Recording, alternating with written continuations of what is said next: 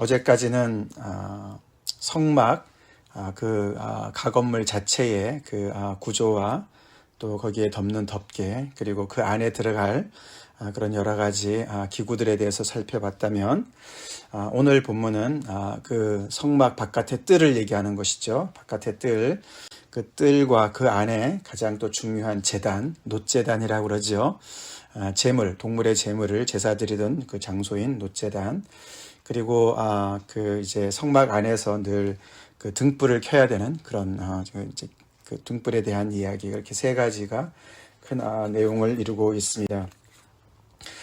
성막 그 건물 자체는 하나님의 집이라고 볼 수가 있죠, 그죠? 하나님께서 거하시는 집입니다. 그래서 안방이 있고 또 바깥에 거실이 있다고 볼 수가 있겠습니다. 지성소는 안방이라고 볼 수가 있겠습니다.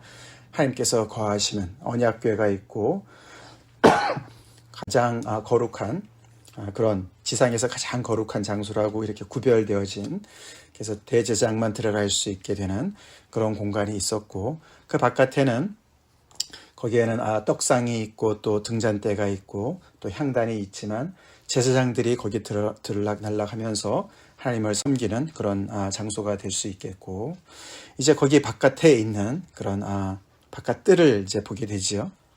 그 바깥에는 이제 이렇게 보면은 그 전체 그 건물 안에 이렇게 담으로 쳐져 있습니다. 그렇죠? 휘장으로 이렇게 쳐져 있는데 동쪽에 문이 있어서 동쪽에서 이렇게 들어오게 되면 먼저 제일 크게 만나는 그 물건이 바로 제단이죠. 놋제단입니다. 거룩하신 하나님 아버지 앞에 나올 때 인간들이, 죄인인 인간들이 그냥 나올 수가 없었습니다. 그렇죠? 네, 그래서 하나님 앞에 나올 때 자신의 그런 그 죄를 담당할 수 있는 동물을 대신 데리고 와서 동물의 피로 하나님 앞에 제사를 드렸어야만 했었던 그런 모습을 강조하는 것입니다. 이 제단을 이렇게 그 규격을 보면은 우리가 어저께도 잠깐 살펴봤지만 이제 남쪽과 북쪽은 긴 곳을 얘기하는 거고 동쪽과 서쪽은 짧은 곳이에요, 그죠? 그래서 성막 자체는 10규빗과 30규빗의 그런 규격으로 되어 있었는데, 조각목으로 만들어야 되는 그 제단을 가만히 보면은 5규빗, 그리고 높이는 3규빗이라 그랬어요. 그죠? 그러니까 성막의 그 어떤 짧은 거리의 절반이 되는 그런 길입니다. 그러니까 굉장히 큰 거리예요. 그죠? 5규빗이면 지금 따지보면은 이제 약 얼마나 됩니까? 약 2.25m 정도가 되는 거죠. 결국 제단이라고 그러지만 가만히 보면은 거기는 이제 그릴을 생각하시면 돼요. 그릴. 우리 이제 바베큐 할 때 그릴이 있지 않습니까? 그런 그릴을 이렇게 네모 반듯하게 2.5m 되는 큰 그 제단을 이렇게 그릴을 만드는 거라고 생각할 수 있습니다. 그것을 이제 조각목으로 짜고 거기를 이제 놋으로 입히라고 얘기합니다. 그리고 높이는 이제 3규빗이니까 약 언제 허리 정도 된다고 생각하면 되겠죠. 높이가 이제 그렇게 되는 거고, 그리고 거기에 이제 옆에 뿔을 세우고, 아마도 뿔은 이제 그 제사장들이 거기 위에 이제 제물을 이렇게 이제 관리할 때 혹시라도 거기에 떨어질까봐 이렇게 붙잡는 장소로 이제 그런 곳으로 이제 만든 것 같습니다. 이제 그렇게 하고 그 밑에 이렇게 그물을 만들어서 그 이제 높이 한 절반 정도 오게 만들고 그것을 이렇게 걸으라고 얘기를 합니다. 그러니까 이제 이 제물을 거기 위에다 올려놓고 이제 이렇게 번제를 드리든지 아니면 화목제를 드릴 때 거기서 이렇게 태울 때 밑에 이제 불이 필요하지 않겠습니까, 그죠? 그러니까 불이 있으니까 그 불을 담는 또 이제 여러 가지 부속 그런 이제 기구가 필요한 것이죠. 그래서 재를 담는 통과 부삽과 대야와 고기 갈고리와 또 불을 옮기는 그릇, 이런 것들을 만들으라고 얘기하고, 여러 가지 이제 또 시설, 부대 시설 같은 거를 이제 만들으라고 하나님께서 말씀을 하시죠. 그리고 이제 옆에 채를 이제 끼워서 운반할 수 있도록 고리를 만들고 전체를 다 놋으로 만들어서 그리고 또 이제 그 안에는 비게 해서 운반할 수 있게, 너무 이제 무거우면 안 되니까 그렇게 만들으라고 얘기하면서 맨 8절에 보시면은 산에서 내게 보인 대로 그들이 만들게 하라 라고 하나님께서 모세에게 다시 당부를 하십니다. 그 말은 이제 하나님께서 이렇게 자세하게 말로 설명을 이렇게 한 것을 모세가 기록을 하고 있지만 모세는 그 이상을 본 것 같습니다. 그렇죠? 하나님께서 말로만 얘기하시면 그게 어렵지 않습니까? 그러니까 아마 보여주신 것 같지 않습니까? 그래서 여기 보면은 산에서 내게 보인 대로 그들이 만들게 하라 이렇게 얘기를 했단 말이에요. 그죠?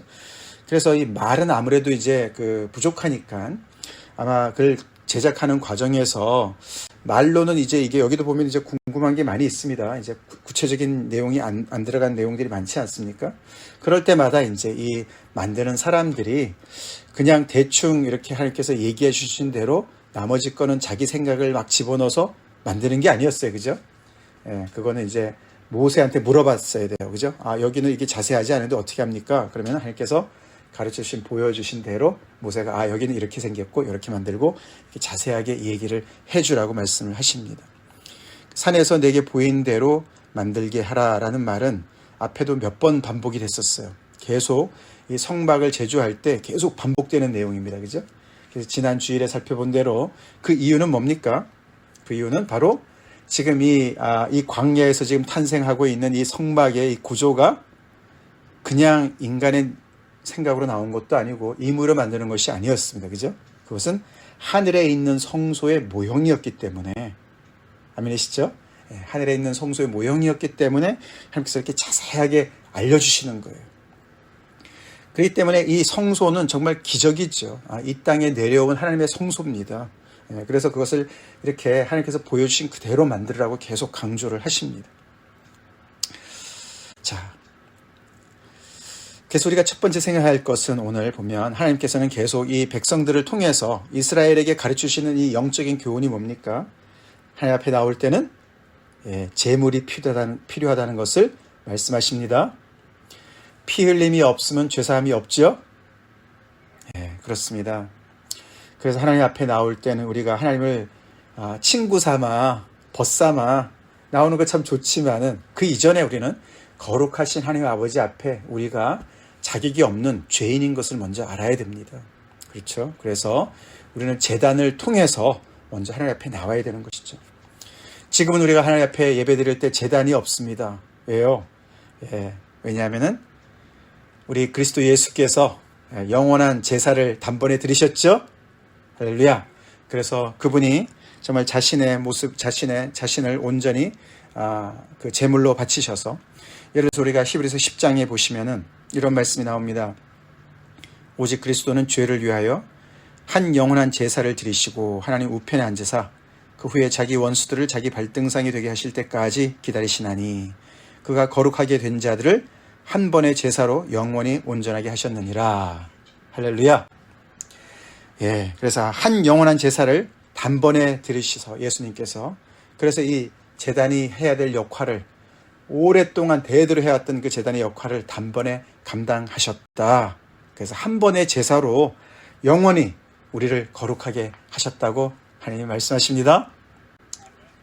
그렇기 때문에 우리는 제단에 계속 제물을 가지고 나올 필요는 없지만, 그러나 우리가 하나님 아버지 앞에 나올 때마다 우리 대신해서 영원한 제사를 드리신 예수님을 붙잡고 나와야 되겠습니다. 예수님의 보혈을 의지해서 나와야 되는 것이죠. 거룩하신 하나님과 우리가 교제할 수 있는 유일한 길은 예수님 통해서입니다. 그래서 이 제단에서 이렇게 제물을 드리는데 거기서 제사를 드리지만 그게 제사가 어떤 그런 속죄제도 있고 번제도 있겠지만 또 화목제도 있었습니다. 그래서 화목제를 드리는 경우에 어떻게 합니까? 자기의 하나님께 헌신을 하고, 그래서 하나님께서 그 화목제물 중에 일부를 함께 그 하나님의 그 임재 앞에서 먹게 되지 않습니까? 그렇죠? 그들이 먹을 때 어디서 먹습니까? 바로 이 성막들에서 먹었던 것이죠. 그래서 이 성막들은 오늘 이제 그 다음 이제 9절부터 나오는 내용인데, 이것은 이제 성막을 둘러싼 그런 이제 담을 얘기하는 것이죠. 근데 그 성막들의 그 규격이 어떻게 되냐면은 남쪽과 북쪽이 100규빗이라 그럽니다. 100규빗. 100규빗이면은 45m나 되는 것이죠. 그죠? 굉장히 긴 거리예요. 그죠? 그러니까 성막 건물 자체보다도 훨씬 긴 거죠. 성막 자체는 30밖에 안 되는데 길이는 이거는 100규빗이래고 그 다음에 폭이 어떻게 됩니까? 50규빗이라고 합니다. 그죠? 50규빗. 그러니까 22.5m가 되는 것이죠. 대충 우리가 생각해 보면은 축구장의 한 4분의 1 정도의 면적이 된다고 볼 수가 있어요.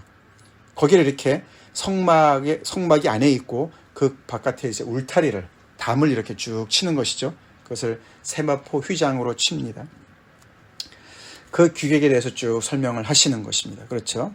그래서 그것도 조각목으로 세우고 높이가 얼마나 그랬습니까? 높이는 저 뒤에 보면은 5규빗입니다. 5규빗. 그러니까 그 성막 자체 건물의 높이는 몇 규빗이었습니까? 10규빗이었어요. 그죠? 10규빗. 그러니까 10규빗이니까 4.5m 정도 되죠. 그러니까 바깥에 그 담이 낮습니다. 그렇죠? 그러니까 세마포로 된 휘장, 이 벽이 울타리가 건물보다는 낮으니까 바깥에서 보면 어떻게 보입니까? 성막의 위가 보이는 것이죠. 그죠? 성막이 보입니다. 그렇지만 이제 세마포 휘장으로 쫙 돌리라고 이제 이렇게 치라고 얘기합니다. 그래서 남쪽도 북쪽도 서쪽도 그렇게 쭉 치고 거기 밑에 받침도 만들고 또 가름대도 만들고 또 갈고리도 만들고 그렇게 만들라고 쭉 얘기를 하신 다음에 그 동쪽은 좀 다르게 얘기하죠. 왜냐하면 동쪽에는 출입구가 있으니까 거기는 다르게 얘기하는데 50규빗 중에서 양쪽에서 이렇게 들어오면서 중간에 문을 20규빗짜리 중간에 문을 만들고 그 다음에 양쪽에서 15규빗 이렇게 해서 중간에다가 문을 만들라고 얘기합니다. 그리고 그 중간에 문에는 청색, 자색, 홍색 실과 가늘게 꼰 배실로 수놓아 짠 20규빗의 휘장을 그 문에다가 치라고 얘기하는 거예요. 자, 그 휘장의 모습이 뭘 닮았습니까? 성막의 맨 안쪽을 덮었던 그죠? 그 휘장과 똑같습니다. 그죠? 근데 단지 거기는 뭐가 없죠? 그룹을 새겨놓지는 않았습니다. 그렇죠? 천사를 새겨놓지는 않았습니다.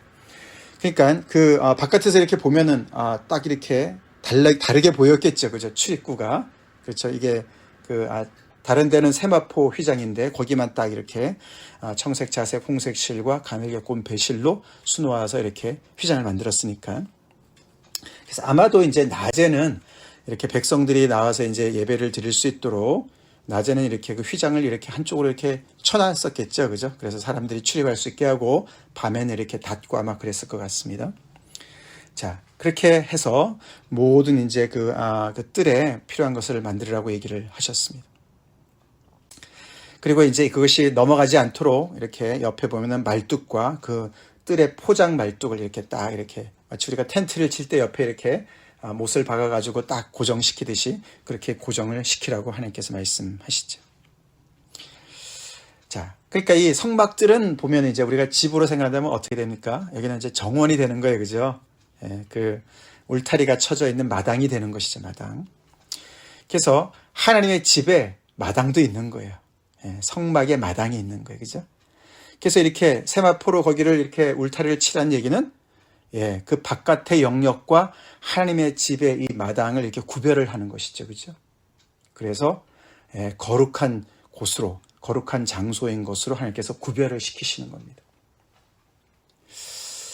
그래서 바깥에서 백성들이 진을 치고 거기서 살지만은 일상적인 공간이지만은 그들이 이제 이 성막의 뜰에서 문에 들어올 때는 그 순간부터는 거룩한 하나님의 임재가 계시는 그런 거룩한 하나님의 집 안으로 들어오는 그런 이제 순서가 되는 것이고 그 성막들은 어떻게 됩니까? 거기에는 이제 백성들이 모여서 하나님 앞에 제사를 드리고 또 제물을 준비하는 제사장들과 이런 모든 사람들이 그죠? 그 제단 바로 옆에서 준비하고 또 제사를 드린 사람들이 옆에서 또 그 제물을 먹는 사람들도 있을 것이고 이렇게 많은 사람들이 있을 수 있는 공간. 그 공간이 거의 한 몇백 명이 들어갈 수 있는 그런 공간이 될 수 있겠죠. 그죠? 이렇게 빼곡히 있을 수가 있는 그런 공간의 여분을 보게 됩니다. 그러니까 하나님의 집이 어떻게 됩니까? 굉장히 뜰이 넓어요. 그죠? 뜰이 넓습니다. 그 말은 뭐죠? 하나님께서 백성들을 웰커밍 하는 거예요. 그죠? 환영하는 겁니다. 환영하는 거예요. 그죠? 내 집에 자주 오라고, 더 많이 오라고 하나님께서 초대하시는 거예요. 하나님 앞에 나와서 예배도 드리고, 그래서 하나님 앞에 회개도 하고 하나님과의 관계도 회복할 뿐만 아니라 또 화목제를 같은 것을 통해서 하나님과의 그런 언약을 갱신하는, 그래서 계속해서 이 백성들이 하나님과 좋은 관계를 계속 유지하면서 하나님을 정말 중심에 두고 하나님과 정말 그런 친밀한 그런 관계를 유지하도록 하나님께서 이렇게 그들을 초대하는 그런 구조로 되어 있는 것을 우리가 볼 수가 있어요. 그래서 아까 제가 읽어드린 우리 시편 84편 말씀 말이죠. 그 말씀 우리 참 귀한 말씀 아닙니까? 거기 보면은 그 시편 기자가 이렇게 얘기했잖아요. 만군의 여호와여, 주의 장막이 어찌 그리 사랑스러운지요. 물론 이제 지금 이 구절랑은 좀 다르지만, 그렇죠?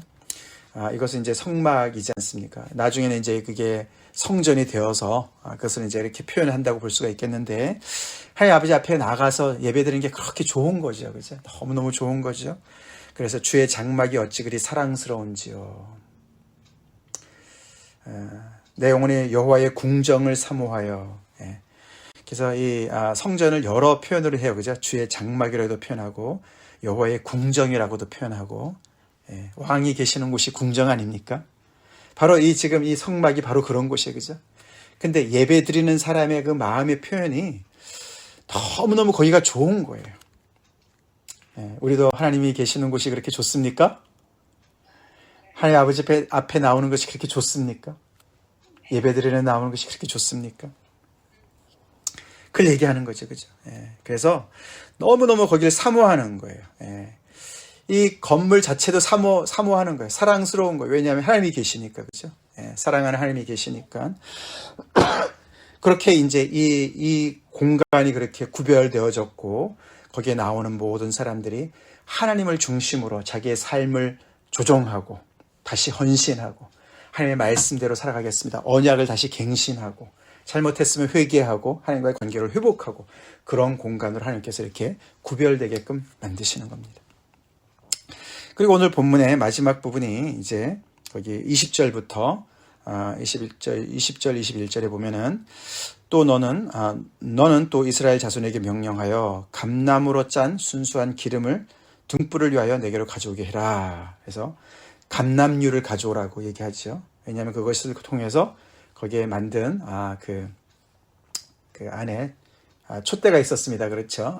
그 등잔대가 있었는데 거기를 늘 정말 상시 불을 켜놓으라고 하나님께서 말씀을 하시죠.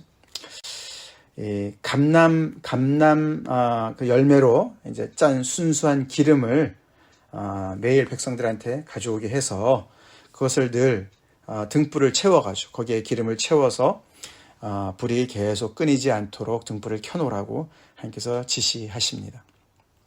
그것을 감당하는 사람들은 아론과 그의 아들들이 이제 앞으로 제사장 역할을 감당하면서 매일 아침마다 그 등불을 확인하고 거기에 기름이 충분히 있는지를 확인하고 그래서 불이 꺼지지 않도록 하라고 하나님께서 말씀하시면서 이는 이스라엘 자손이 대대로 지킬 규례다라고 강조하십니다.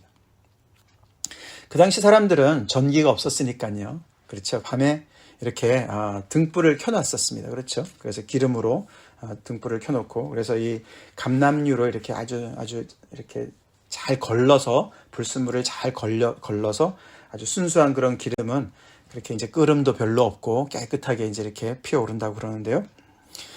그 사람들이 일반 백성들이 그렇게 이제 고급 기름은 쓰지 않았겠지만 그래도 기름을 통해서 이제 이렇게 불을 밝히고 그랬습니다. 그러다가 이제 저녁이 돼서 잘 때는 이제 누군가가 불을 끄죠, 그죠? 그래서 이제 자는 겁니다. 근데 이제 등불이 꺼지지 않는다. 계속 밤새도록 켜져 있다. 그 말은 뭘 상징하는 거죠? 뭘 얘기하는 거죠?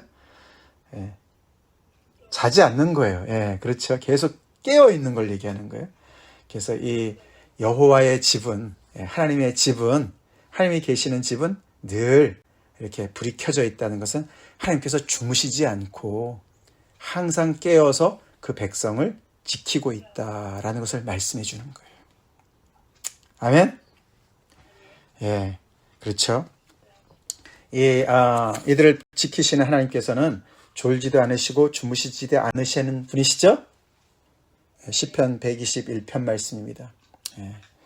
이스라엘 백성들을 지키시는 하나님은 졸지도 아니하시고 주무시지도 아니하시는 하나님이시다. 그래서 항상 깨어서 그 백성들을 지키시고 보호하시고 인도하시는 그런 하나님이신 것을 이 등잔대가 보여주는 거예요. 자, 그래서 그것을 누구 보고 감당하려면 아론과 그의 아들들이 항상 잘 케어를 해서 등불이 꺼지지 않도록 그렇게 하라고 이야기를 했습니다. 자, 이렇게 하나님께서 그 백성들과 함께 하시는 것을 여러 가지 측면으로 보여주시면서 하나님의 거룩하심을 드러내시고 이 백성들이 하나님 앞에 나올 때는 그 하나님의 거룩하심을 잘 기억하고 존중하고 그래서 하나님의 거룩하심을 본받고 그래서 하나님의 이 성막을 하나님이 계시는 이 성막을 중심으로 해서 이 백성들이 거룩한 백성이 되도록 하나님께서 그들 안에 임재하고 계시는 것을 보게 됩니다. 자, 우리는 가끔씩 가다가 하나님이 나와 함께 계시나 우리가 의심할 때가 있어요, 그죠? 그러나 하나님의 등불은 항상 켜져 있습니다. 하나님은 항상 켜져 있습니다.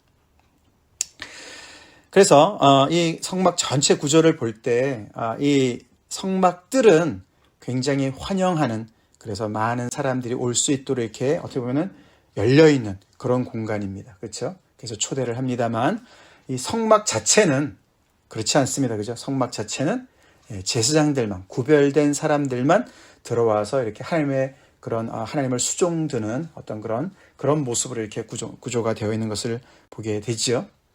그래서 항상 이 백성들이 항상 생각했었어야 됩니다. 하나님 앞에 즐거이 나가기도 해야 되지만 또 항상 하나님 앞에 나갈 때는 거룩함을 기억하고 하나님 앞에 나가야 되는 것을 알게 됐어야 되는 것이죠. 자, 그렇게 해서 하나님께서 이 백성들이 계속해서 하나님과 교제를 통해서 제사를 통해서 하나님과 더욱더 가까운 그런 친밀한 관계를 갖기를 하나님께서 계속 가르쳐 주십니다. 그리고 또 한 가지 큰 이제 그런 우리가 영적인 교훈을 생각해 볼 수 있는 것은 예배 장소가 하나였어요. 그죠? 제단도 하나였어요. 그죠? 그래서 백성들이 하나님 앞에 제사를 드리고 싶을 때, 예배를 드리고 싶을 때 혼자 그냥 텐트에서 나는 하나님 앞에 예배 드렸어 이러지 않았단 말이죠. 그래서 이들은 이 하나님께서 지시하시고 만들어 놓으신 이 공간으로 나와야 됐습니다. 그렇죠? 그리고 하나님 앞에 제사를 드렸으면 그 제물을 함께 나눴습니다. 그죠?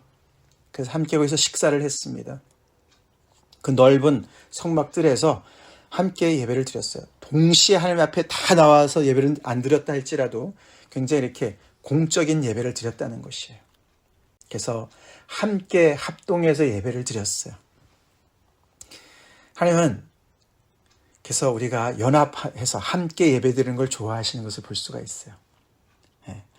그냥 내가 편한 대로 내가 있는 곳에서 그냥 이렇게 대충 하나님 앞에 드리는 예배를 이렇게 처음부터 가르쳐 주신 것이 아닙니다. 그렇죠? 그렇게 하시지 않으셨어요. 그죠? 그래서 이렇게 공적인 예배 장소에 나와서 하나님 앞에 예배를 드리도록 그리고 백성들이 함께 예배를 드리면서 우리는 함께 예배자로서 하나님 앞에 같은 그런 정말 위치에 있는 사람들이고 그래서 그 예배를 통해서 서로 간의 관계 또한 또 온전해야 됨을 가르쳐 주시는 그런 예배 구조로 되어 있는 것을 우리가 알 수가 있어요. 오늘날 우리가 예배가 너무나 개인화된 것도 물론 우리가 예배가 우리의 일생으로 들어가서 우리 각자 가정에서 매일매일 나 혼자 있을 때도 하나님 앞에 예배드리는 거 중요하죠. 그렇지만 그것만을 강조해서는 안 됩니다. 우리가 함께 지체들이 함께 한 자리에 모여서 예배드리는 거 굉장히 소중하게 여겨야 됩니다. 그렇게 할 때 우리는 서로 간에 그런 또 막힌 담으로 우리가 교제가 막힌 것들도 풀어질 줄로 믿습니다. 우리는 하나님 아버지 앞에 예배의 공동체로 함께 서 있는 것을 우리가 늘 잊지 말아야 되는 것이죠. 자, 오늘 말씀을 우리가 다시 한번 묵상해 볼 때 생각해 보기를 원하는 것은 우리는 하나님 아버지 앞에 나올 때 얼마나 즐거이 나오는지 다시 한번 기억합시다. 삶이 돌아봅시다. 예배드리러 나올 때 여러분 어떠세요? 막 마음이 설레세요? 글쎄 지난주에 우리 예배 제가 드릴 때 정현숙 권사님이랑 김인순 어머님 앉아 계시는 거 보고 깜짝 놀랐는데 저는 예상치 못하고 아마 정현숙 권사님 예배 나오실 때 버스 2번이나 갈아타시고 오시는데 그런 설레는 마음으로 나오시는 것 같아요. 참 감사해요. 하나님 아버지 앞에 나와서 예배드리고 싶으셔서 감사하죠. 그 마음을 하나님께서 축복하시는 줄을 믿습니다. 우리가 하나님 아버지 앞에 나올 때 그런 설레는 마음으로 나옵시다. 사모하는 마음으로 하나님 아버지를 만나는 마음으로. 이제 이 사람들이 오늘 이렇게 구조를 우리가 봤지만 아버지 집에 가는 거예요. 그죠? 아버지를 배우러 가는 거예요. 예배드리러 가는 거예요. 아버지께서 문을 열어주시고 뜰에 들어오게 하시고, 물론 이제 오늘 구조에는 우리가 집안까지는 안 들어가지만 이 백성들은 거기에서 함께 음식을 나누는 거예요. 하나님 앞에 아버지 집에 예배드리고 함께 음식을 나누고 하나님과 교제를 나누는 거예요. 우리는 예수 그리스도를 통해서 하나님의 은혜의 보좌 앞에 담대히 나갈 수 있게 되었습니다. 아들의, 딸의 자격으로 하나님 아버지 앞에 나가게 되었습니다.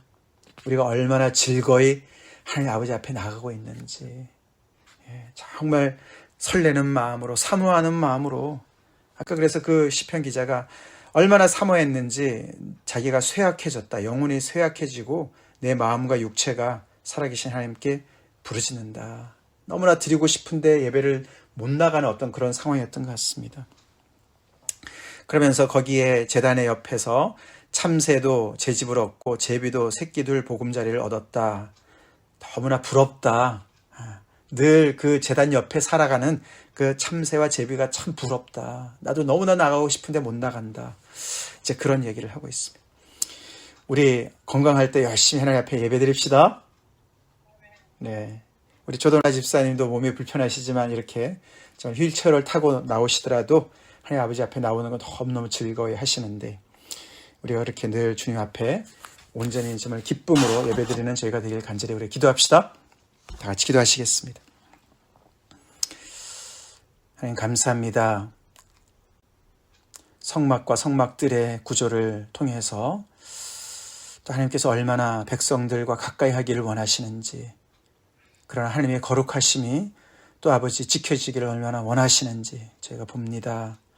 그리고 또 그들과 늘 한순간도 떠나지 아니하시고 동행하시는 것을, 함께 하시는 것을 또 가르쳐 주시기 위해서 등불을 늘 밝히라고 말씀해 주시는 것을 저희가 또 오늘 묵상합니다. 우리를 한순간도 떠나지 아니하시고 함께 하시며 졸지도 아니하시고 주무시지 아니하신 하나님 아버지 감사합니다. 아버지 저희가 어떠한 환경 속에서도 하나님의 동행하심을 정말 아버지 의심치 않게 도와주시고, 우리를 늘 환대하시는 아버지 앞에 정말 예수 그리스도의 보혈을 의지해서 늘 사모하는 마음으로 즐거이 하나님을 예배하는 자리로 나갈 수 있는 저희가 되게 도와주시옵소서. 나갈 때 혼자만 나가지 않게 하시고 함께 나가게 도와주시고, 우리 모든 성도들이 함께 모여서 예배드리는 아버지 그 예배를 주님 온전히 기쁘게 받아 주시옵소서. 하루속히 상황이 아버지 호전되어서 대면 예배를 회복하길 간절히 기도합니다. 우리가 더욱더 아버지 주님 앞에 달려나와 예배드리는 그런 아버지 성도들 되게 하여 주시옵소서. 예수님 이름 받들어 간절히 기도 올려옵나이다. 아멘.